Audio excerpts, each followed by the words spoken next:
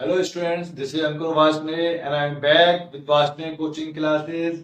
Guys, अपने last video में मैं आपका चैप्टर नंबर 4 कंप्लीट कर चुका हूँ। यानी कि आज से हम अपने chapter number 5 that is arithmetic progression short form में एपी स्टार्ट करेंगे। और मैं आपको बता दूं कि आपके सिलेबस के हिसाब से ये ना मोस्ट इंपोर्टेंट चैप्टर है। मोस्ट इंपोर्टेंट, बहुत अच्छा चैप्टर है और आपको समझने में अच्छा भी लगेगा अगर आपको लॉजिक की नोट्स क्लियर होंगे उसके। तो अगर आपको की नोट्स क्लियर नहीं हो पाए, इसके बेसिक कॉन्सेप्ट नहीं समझ पाए इस चैप्टर का, तो याद रखना बेटा लास्ट एक्सरसाइज भी खत्म हो जाएगी लेकिन इसका आप एक क्वेश्चन सॉल्व नहीं कर पाओगे अगर आपको कॉन्सेप्ट नहीं पता है। तो इसलिए मोस्ट कॉन्सेप्ट जो है इसका वो इसी वीडियो में बनाऊंगा आपका, जो पूरा क्लियर कट कर दूंगा इसी चैप्टर में आपका कि आपको चैप्टर में क्या पढ़ना है, क्या आप सीखेंगे। ठीक है, मैं अपनी वीडियो स्टार्ट कर दूंगा। इसको आपको याद दिला दूं कि प्लीज मेरे चैनल को लाइक एंड सब्सक्राइब करना ना भूलें अगर आपको वीडियो पसंद आ रही है तो। ठीक है, क्योंकि मैं जानता हूँ कि आप लोग वीडियो देखते हो लेकिन जल्दी जल्दी में लाइक एंड सब्सक्राइब करना भूल जाते हो। तो इसलिए कह रहा हूँ, आपको याद दिला रहा हूँ कि अगर वीडियो देखते हैं पसंद आती है तो उसको लाइक एंड सब्सक्राइब भी करें। चलिए गाइस, बिना टाइम वेस्ट करें अपना चैप्टर नंबर 5 स्टार्ट करते हैं। ठीक है, आज मैंने आपको बताया पहले लेक्चर में हमेशा चैप्टर के की नोट्स लिखते हैं, तो आज मैंने की नोट्स लिखे हैं। और जैसा कि मैं आपको हर बार कहता हूँ कि चैप्टर 1 जो लेक्चर 1 होता है, इसमें जो चैप्टर का नाम होता है मेरे लिए वो बहुत इंपॉर्टेंट होता है, क्योंकि मैं मानता हूँ कि अगर बच्चों को चैप्टर का नेम ही नहीं पता है, चैप्टर के नेम के बारे में जानकारी नहीं है, कॉन्सेप्ट नहीं पता है, तो चैप्टर समझने का कोई फायदा भी नहीं है और कभी भी समझ भी नहीं सकते। मेरा पर्सनली मानना ये है। ठीक है, तो चैप्टर को देखते हैं पहले चैप्टर में हम क्या सीखेंगे, चैप्टर का मतलब क्या है देखिए। क्योंकि ये वर्ड है आपके लिए, एक नाम है आपके लिए, जैसे मेरा नाम अंकुर है। ठीक है, आपका जो नाम है, ठीक है, ऐसे ही नाम है अरिथमेटिक प्रोग्रेशन। ठीक है, इससे मेरे को समझ में नहीं आता देखिए कि क्या मतलब है इसका, लेकिन इसका मतलब क्या है वो मैं समझाने जा रहा हूँ आपको। देखिए, पहले लिखा है sequence, a set of numbers arranged in some definite orders and formed according to some rules is called a sequence। यानी क्या हुआ, एक ऐसा सेट ऑफ नंबर्स का, ठीक है, जो कि अरेंज करे गए हैं एक डेफिनेट ऑर्डर में। ठीक है, एक डेफिनेट ऑर्डर में उनको अरेंज करा है और and form according to some rules, और उसमें कुछ रूल्स भी लगे हुए हैं, छोटे छोटे लगते हैं रूल्स, अपने लेवल पे ज्यादा नहीं लगते। इसको हम कहते हैं सीक्वेंस। सीक्वेंस तो आपको पता क्या होता है। ठीक है, अब आता प्रोग्रेसिव, जो वर्ड जो था मैं धीरे धीरे गया इसलिए। ठीक है, प्रोग्रेसिव क्या होता है, क्या होता है, द सीक्वेंस, जो आपने सीक्वेंस सीखा, दैट फॉलोज सर्टेन पैटर्न, जिसमें एक ही पैटर्न लगता जाता है। यानी कि एक ही पैटर्न, एक ही रूल मान लीजिए आप, उसका फॉलो अप होता है पूरे चैप्टर में, पूरे क्वेश्चन में। उसको हम कहते हैं क्या, प्रोग्रेसिव। ठीक है, वही लिखा हुआ है। अब आता है पूरे चैप्टर का नेम, जो कि मैंने इतना अच्छा लिखा है आपको कि आपको गारंटी समझ में आ जाएगा। देखिए, अरिथमेटिक प्रोग्रेशन का शॉर्ट फॉर्म क्या होती है, एपी। ठीक है, a sequence in which the difference obtained by subtracting, एक ऐसा सीक्वेंस, ठीक है, in which the difference obtained, जिसमें कि डिफरेंस जो आता है, दो लगातार जो आते हैं उसमें वर्ड्स नंबर्स, उनका सब्ट्रैक्ट करके फ्रॉम इट्स प्रोसीडिंग टर्म। यानी क्या हुआ, जैसे फॉर मैं एग्जांपल लेकर दिखा रहा हूं आपको, सबसे सिंपल लेकर दिखा रहा हूं, आप समझ सकना चीजों को। ये लिखी मैंने। ठीक है, अब क्या है, इसमें क्या कहना चाहता हूँ, इसमें कहने का चला वो समझाता हूँ पहला एग्जांपल, फिर आपको बताऊंगा क्या लिखा है इसमें। देखो, 4 - 2 कितना आएगा, रियल में 2 आएगा। 6 - 4 कितना आएगा, 2 आएगा। अगर मैं आगे 8 लिख दूं, 8 - 6 कितना आएगा, 2 आएगा। यानी कि बाद वाले से प्रीसीडिंग वन, बाद वाले से पहला वाला अगर माइनस कर दें, और माइनस करने के बाद हर एक बार सेम आता है, then this is an AP, otherwise not, just simple as possible। ठीक है, या अब कुछ डेफिनेशन दोबारा देखते हैं।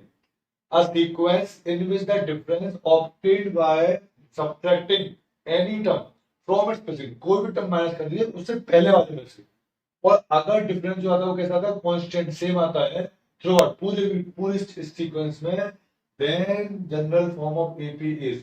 ठीक है, तो अब क्या हुआ, इसको हम कहेंगे, पहले एपी कहेंगे और इसकी जनरल फॉर्म क्या होती है, क्योंकि मैं वर्ड बड़ा लिमिटेड लिखता हूँ तो वीडियो ज्यादा लेंथी ना हो जाए और फालतू को ज्यादा लिखना ना पड़े, तो मैंने इसलिए सीधे लिख दिया है। तो general form of the AP is A+D, A+2D, A+। अब बात आती है सर, ये तो बता दो कि ए और डी क्या होते हैं।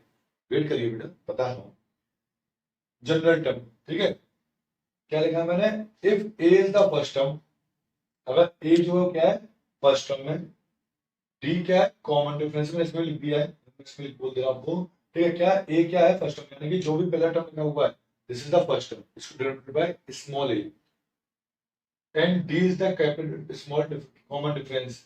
डी क्या होता है, भाग वाले से पहले माइनस कर दो, जो आएगा वो D, D is for common difference. Then nth form, nth term या उसको जनरल टर्म भी कहते हैं यार, ये इंपॉर्टेंट है। जनरल टर्म कह लो, nth टर्म कह लो, इसका फॉर्मूला क्या होता है, an is the last term of the AP. ठीक है, जो भी एपी का चल रही है 30 टर्म है, उसमें 50 टर्म है, 60 टर्म है, जितने भी टर्म है एपी में है, वो जो लास्ट टर्म है 60 टर्म, वो क्या होगा इसका एन टर्म, जनरल टर्म। ठीक है, क्या होता है a plus n minus 1d, a is the first term, n is the number of terms in AP. ठीक है, n क्या होता है, n is the number of terms in an AP. Okay, ये हुआ से जनरल फॉर्मूला। अब तो ये चीज मैंने आपके लिए स्पेशल बनाई है, क्योंकि बच्चों को क्या है, तो लॉजिक तो क्लियर हो जाता है, लेकिन वो क्वेश्चन सॉल्व करने में दिक्कत आती है, तो मैंने ये आपके लिए लिखी है। ये फॉर्मूला है मेरे पास, ये वाला, ये जो लिखा है मैंने, an equals to a plus n minus 1t contains four quantity. इसमें क्या है, फोर आ रहा है, 1 2 3 4, फोर क्वांटिटी आ रही है। यानी कि जब सॉल्व करेंगे आप सिंपल क्वेश्चन, तो उसमें तीन दे रखी होगी, तीन दे रखी होगी, three quantities being given, the fourth can be find out by applying the above formula. ठीक है, ये रिलेशन जो ऊपर दे रखा है, इसको हम लगा के जो फोर्थ क्वांटिटी है उसको हम फाइंड कर लेंगे। या फिर इसके मैं एक लाइन और बता दूं, उसके साथ हमें याद आ गई है। मान लीजिए आपको दो कंडीशन, इस चार में से दो दे रखी है, दो फाइंड करवाना है, तो उसके लिए आपको दो सिचुएशन दे रखी होंगी। ठीक है, यानी आपको याद होगा कि आपने चैप्टर पढ़ा है क्वाड्रेटिक इक्वेशन। ठीक है, तो क्वाड्रेटिक इक्वेशन बनेगी, उससे दो वैल्यू फाइंड करके आएंगे। ठीक है, तो याद रखना इस चीज का भी। ठीक है, अब आते हैं मिडिल टर्म पे, ऑफन एपी। ठीक है, मिडिल टर्म निकालने के लिए बहुत कम क्वेश्चन आते हैं, लेकिन एक का जो टिपिकल बन जाएगा, टीचर आपको दिखाना चाहता है, तो मैं आपको वीडियो में अपनी मास्टर्स क्लास में हर एक वो क्वेश्चन ट्राई करता हूँ जो आपको लगता है मुझे कि आपसे कोई टीचर पूछ सकता है, चाहे वो पेपर में क्यों ना पूछे। तो वो मिडिल टर्म क्या है, n प्लस 1 अपॉन 2 टर्म, यानी कि मतलब क्या होगा, कब, जब n का होगा ऑड। यानी फॉर एग्जांपल आपने 9th क्लास में स्टैटिस्टिक्स पढ़ी होगी, वही है। ठीक है, मैं समझा देने को, लेकिन जैसे मान लीजिए हमारे पास टर्म है एक एपी में 5। ठीक है, तेरा 5 टर्म्स इन एपी, 5 टर्म लिखे 1 2 4 6 8 10। अब मैं कहता हूँ उसका बीच का टर्म कौन सा होगा, तो बहुत सिंपल कहते हो सर 6 वाला टर्म जो है, लेकिन third term, starting third term कौन सा होगा, 6। सर जी मिडिल टर्म होगा, लेकिन आपने कैसे बचाना, कैसे देखो, n कितना तुम्हारे पास 5, 5 प्लस 1 कितना हुआ 6, 6 अपॉन 2 कितना हुआ 3, तो थर्ड टर्म क्या होगा, मिडिल टर्म। ऐसे ही इवन का है, n upon 2 and n upon 2 plus 1, यानी कि कोई टर्म है जिसमें एपी है, वो इसमें 6 टर्म है, 1 2 3 4 5 6।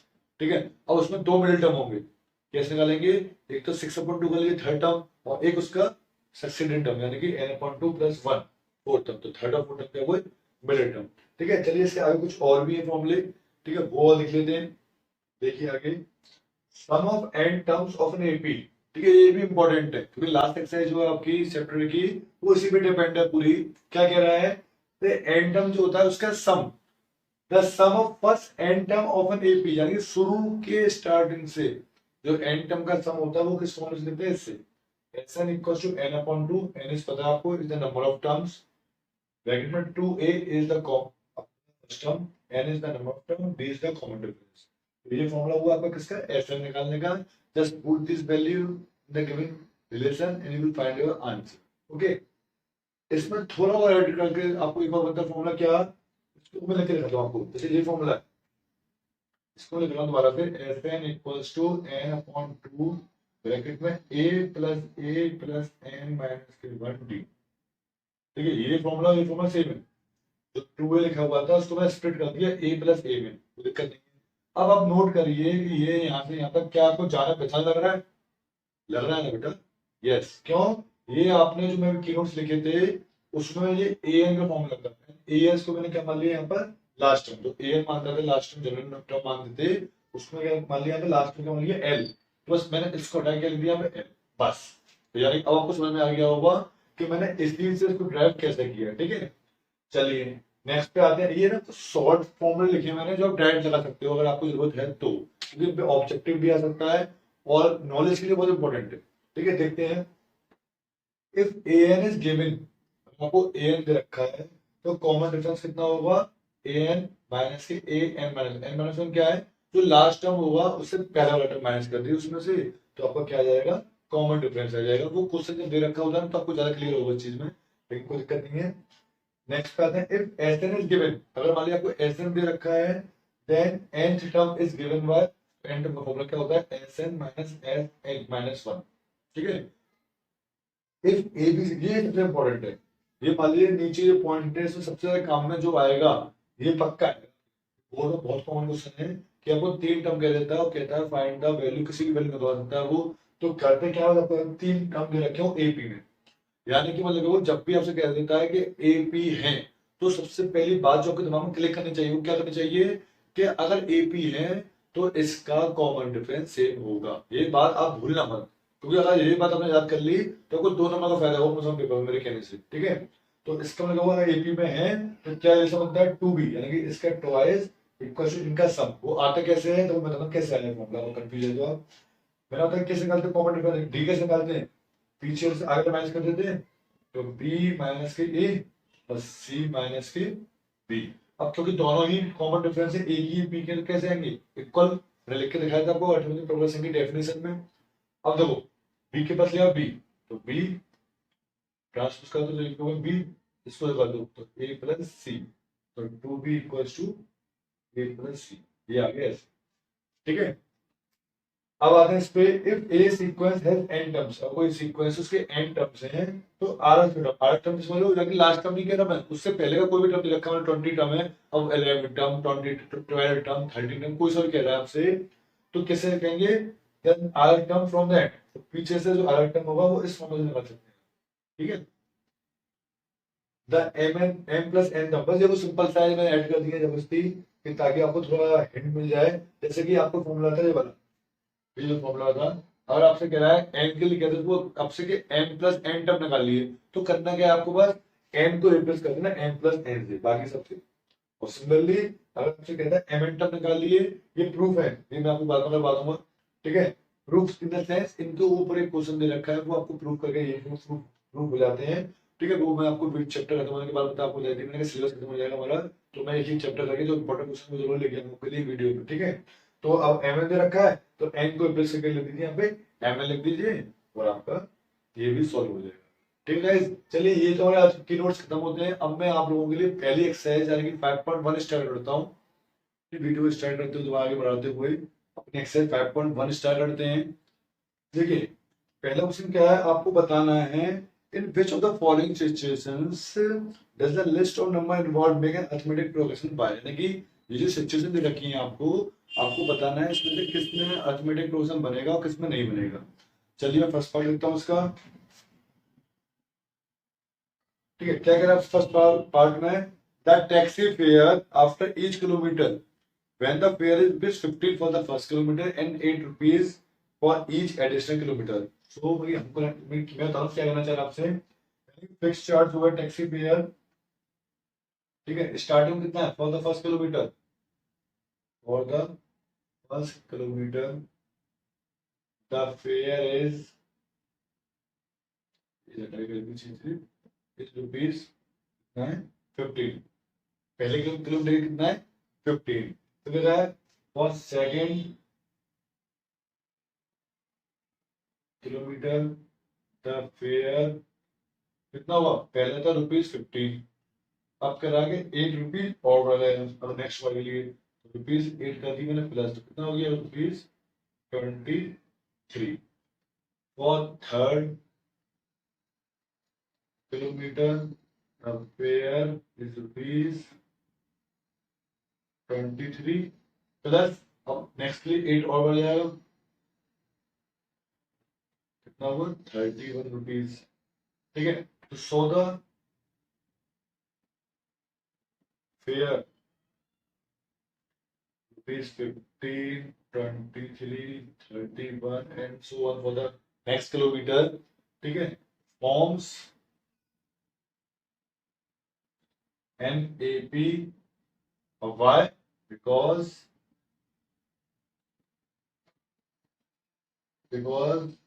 the common difference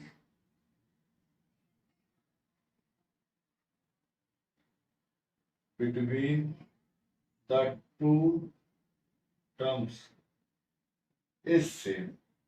ठीक है, क्यों, क्योंकि दो कॉमन जो कॉमन डिफरेंस है प्रीसीडिंग से दो में कंटिन्यूअस वाले में कॉमन डिफरेंस के साथ सेम 8 का, तो hence we can say that it forms an AP. चलिए इसका सेकंड पार्ट भी देखते हैं। ठीक है, सेकंड पार्ट क्या कह रहा है आपसे, द अमाउंट ऑफ एयर, ये तो ध्यान सुनना। ठीक है, क्या कि कोई जो अमाउंट ऑफ एयर है present in cylinder when vacuum pump removes 1/4 of the air remaining at a cylinder at a time। यानी क्या हुआ कि जो एक सिलेंडर है उससे ना एयर रिमूव करी जा रही है, उसमें 1/4 जो है वो एयर रिमूव होती है एक बार में। मैंने मान लिया सेकेंड पार्ट में, let the amount of air in cylinder is V litres. ठीक है, मैंने क्या मान लिया कि अमाउंट ऑफ एयर जो है कितनी है, V लीटर्स है। अब मैं आगे चलता हूँ उसमें, तो every stroke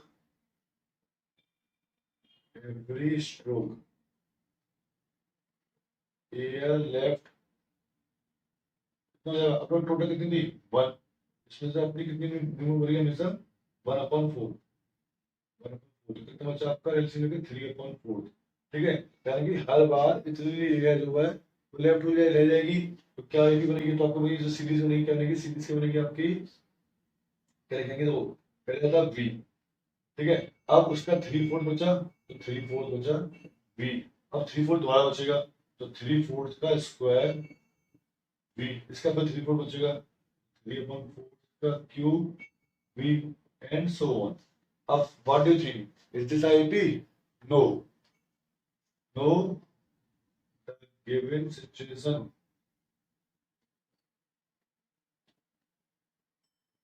does not form an AP because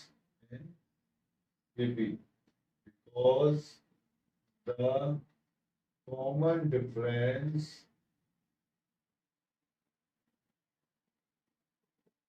is not constant या same। ठीक है, मुझे कितना बेटा समझ में आ गया होगा। इसका थर्ड और फोर्थ पार्ट देखते हैं, थोड़ा डिफरेंट है सब, इसलिए देखिए थर्ड पार्ट क्या कह रहा है आपसे, the cost of digging a well after every metre of digging when it cost rupees 150 for the first meter and as 50 for each। तो क्या लिखेंगे, cost of digging for 1 metre. First metre का कितना मिल रखा है आपको, 100 रुपीज दे, 150 rupees दे रखे metre. ठीक है, अब nextly cost of digging for 2 metre, अगले मीटर के लिए कितना 1 मीटर ऐड हो जाएगा, तो 150 प्लस ₹50 यानी कितना ₹200। Cost of digging for 3 metre क्या हुआ, अब ₹200 थे, इसमें क्या कर दीजिए ₹50 कर दीजिए प्लस, तो कितना हुआ 250। तो अब 150 200 250 फॉर्म्स एन एपी। ठीक है, अब बिकॉज तो आपको पता है, because the common difference between the two succeeding terms is same. ठीक है, वो रीजन सेम लिखेंगे। मैं फोर्थ पे आता हूं, the amount of money in the account every year when rupees 10,000 is deposited at a compound interest of 8.9। हमने आपको याद हो बेटा, हमने 8th क्लास में चैप्टर पढ़ा था कंपाउंड इंटरेस्ट का। तो क्वेश्चन 1 का फोर्थ पार्ट, हमने मान लिया, हमें दे तो रखा नहीं कुछ, मैंने मान लिया पी तो दे रखा है हमें कितना, 10,000 रुपीज। ठीक है, रेट दे रखा है कितना, 8%। ठीक है, अब क्या करेंगे, अगर हम अमाउंट निकालते हैं, अमाउंट का फॉर्मूला क्या होता है, मैं बस बताऊंगा आपको, P1 + R/100 की पावर n। तो कितना हो जाएगा आपका, 10,000 + 8/100 की पावर n। ठीक है, ये हमारा एक नंबर में हुआ, हाँ फॉर्मूले से ये बनता है। लेकिन क्योंकि इसमें टाइम दे रखा है, तो हम एवरी ईयर एक ईयर लगाए जाएंगे। तो for the first year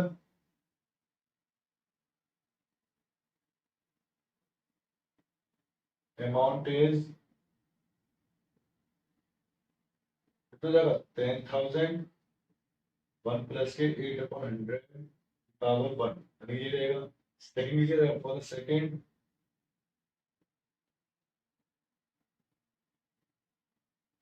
amount is 10,000 1 plus 8 upon 100 की पावर 2। ठीक है, इससे देगा सो 10,000 1 plus 8 upon 100 10,000 1 plus 8 upon 100 to the power 2 and so on does not form an AP. ठीक है, बिकॉज वो आप समझ रहा क्यों। ठीक है, बता चुका हूँ because the common difference between the two successive part terms is not same. ठीक है, चलिए मैं उसमें सेकंड पे आता हूँ। ठीक है, ये थोड़ा थोड़ा था आपको मेरा लग रहा था कठिन सा, लेकिन यही था।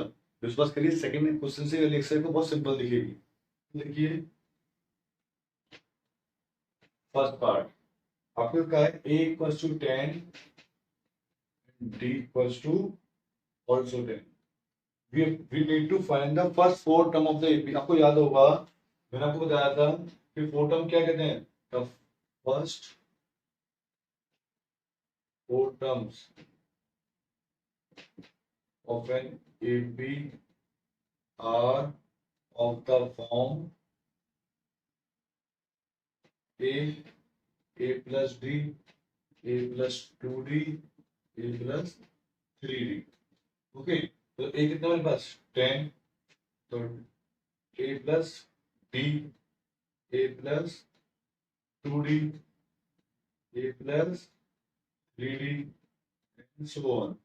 Then 10, 20, 30, 40 are the first four terms। Okay, ये क्लियर होगा। देखो बता दो इस क्वेश्चन का मैं आपको, चलिए क्वेश्चन का बताइए। चलिए मैं आपको फोर्थ बताता हूँ, फोर्थ का कठिन लगेगा आपको, मुझे लग रहा है इसमें। आपको देखा है a equals to -1 d equals to 1/2। ठीक है, अब वो क्या होगा फिर भाई, वो टर्म कौन सा होता है हमारे पास a plus d, a plus 2d, a plus 3d, और ए भी चलती जाएगी ऐसे। तो कितना -1, कितने कुछ ही करना बोलता है, रिप्लेस कर देना है प्लस के 1/2, -1 प्लस के 2 इंटू 1/2, -1 प्लस के 2 into 3 into 1/2 and so on. -1 plus half कितना होगा, माइनस का हाफ, 2 कैंसिल, -1 प्लस 1 इज 0। कितना हुआ 3/2 से बन जाएगा, कितना बचेगा प्लस के 1/2। Hence this will be your A। ठीक है, मैंने आपको दो पार्ट बता दिए इसके, फर्स्ट एंड द फोर्थ है 5 पार्ट्स। जो मेरा बाकी के पार्ट बहुत सिंपली आराम से कर सकते हैं, और आपको नहीं आता है you can ask me on my WhatsApp और you can message me on my comment box in the YouTube channel. चलिए गाइस, मैं इसका क्वेश्चन नंबर 3 स्टार्ट करता हूँ। ज़्यादा टाइम नहीं लगाएंगे हमारा। First part, second, third and fourth. चलिए स्टार्ट करते हैं। फर्स्ट वाला आपसे कह रहा है कि एपी दे रखी है आपको कौन सी, 3 1 -1 -3। सेकेंड दे रखी है -5 -1 3 7। अब करना क्या है फर्स्ट एपी में आपको, you have to find the first term. First term क्या होगा इसका, यानी फर्स्ट टर्म कैसे ए से क्या होगा फर्स्ट टर्म, यस क्या होगा 3। The common difference is second term minus के फर्स्ट टर्म, क्या वो 1 माइनस के 3 यानी कि माइनस के 2। ठीक है, आप चाहो चेक कर सकते हो, -1 -1 कितना हो -2, सबका सेम आएगा। ठीक है, सिमिलरली इसमें आते हैं आप, the first term is -5 and the common difference is -1 minus के -5, -1 प्लस 5 इक्वल्स टू 4। थर्ड पर आते हैं, a is 1/3 and the common difference is 5/3 minus के 1/3, that is LCM 3, 5 minus 1 is 4, so 4/3 is our common difference, and the last term is a is 0.6, आपको साफ साफ दिख रहा है, and the common difference is second term minus के first term, that is 1.7 minus के 0.6, then we get 1.1 is our common difference। बहुत simple, तो मुझे पता है आपको बहुत सिंपल लगा होगा।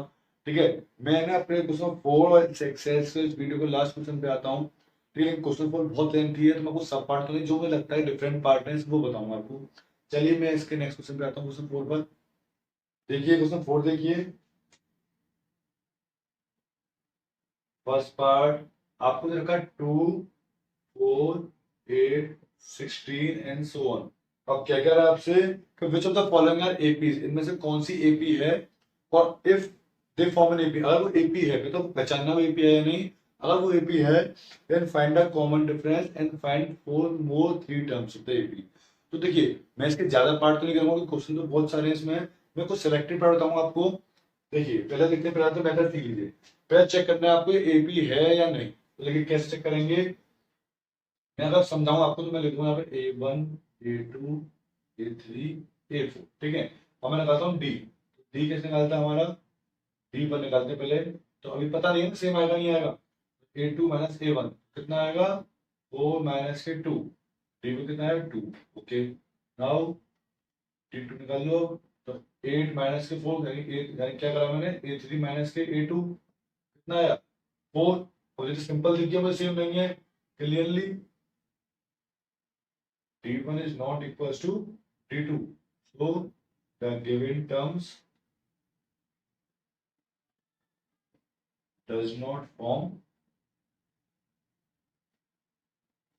an AP। ठीक है, इसके एक और पार्ट देखते हैं दूसरा। जैसे कि मैं बताता हूँ आपको, अब तो कठिन से जो लगता है मुझे, मुझे लग रहा है फिर थोड़ा देखने को अजीब सा लग रहा है, रूट टू वाला आपको जो देखकर डर लगता है वही देखते हैं। 3, 3 plus root two, 3 plus 2 root two, 3 plus 3 root two and so on. Okay, अब ए तो दिख रहा है आपको, तो मैं बताता हूँ D1।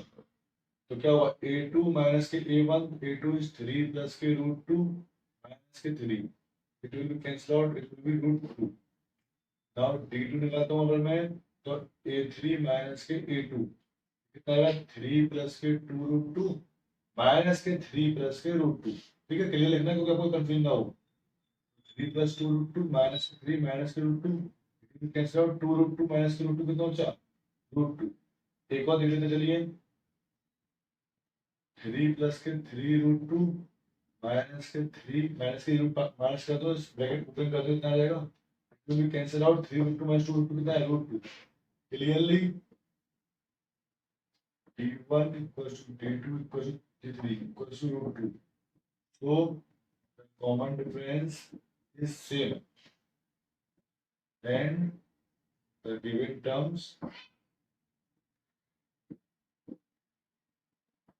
Are in AP। Okay, अब क्या करना है, मुझे अभी खत्म नहीं हुआ, ये तो खत्म इसलिए हुई कोई AP नहीं थी। ठीक है, लेकिन एपी बना रहा है तो इसके 3 टर्म और निकालने हैं। तो देखिए 1, 2, 3, 4 टर्म दे रखे हैं मुझे, मुझे फिफ्थ 6, 7 टर्म निकालना है। तो फिफ्थ टर्म कितना होगा मेरे पास, A प्लस 4D, इससे कम। तो A कितना हुआ 3, D कितना मेरे पास रूट टू, तो कितना हुआ 3 plus 4 root two, A6 is A plus 5D, put the values,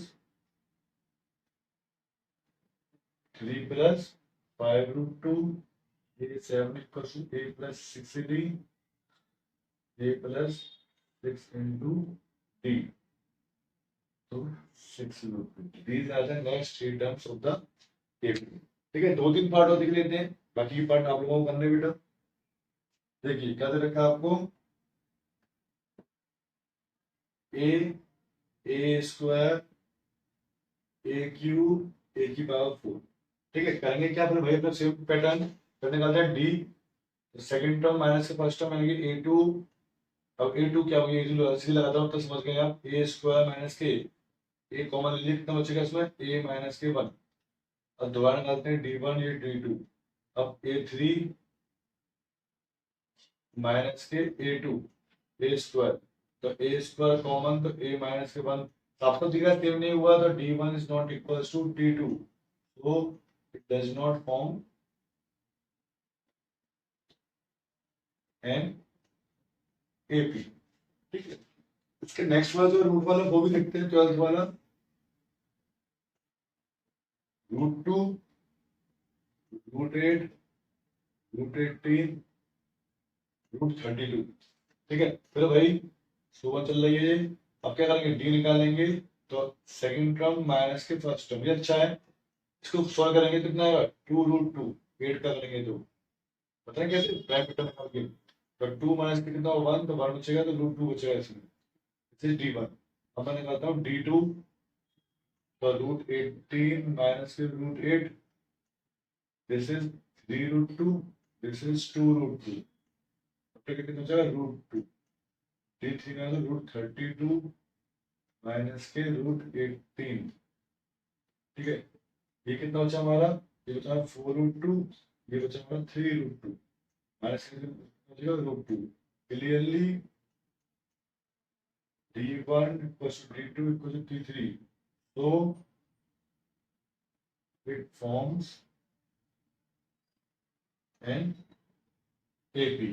ठीक है, अब मुझे क्या करना है, मुझे नेक्स्ट 3 टर्म निकालने होंगे। तो देखो 1 2 3 4 टर्म रखे हैं, तो अब निकालता हूँ A5 फिफ्थ टर्म।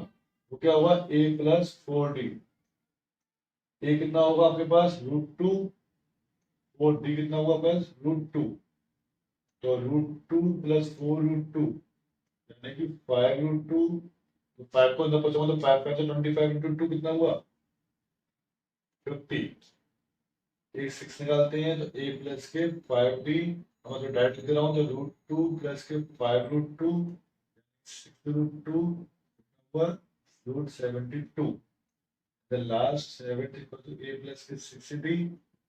तो क्या होगा √2 प्लस के 6√2, 7√2, 7 में जाएगा 49 2 से कितना हुआ, 49 2 हुआ आपका 98। ओके, तो आपके 3 टर्म कौन से हो गए, √50, √72, √98।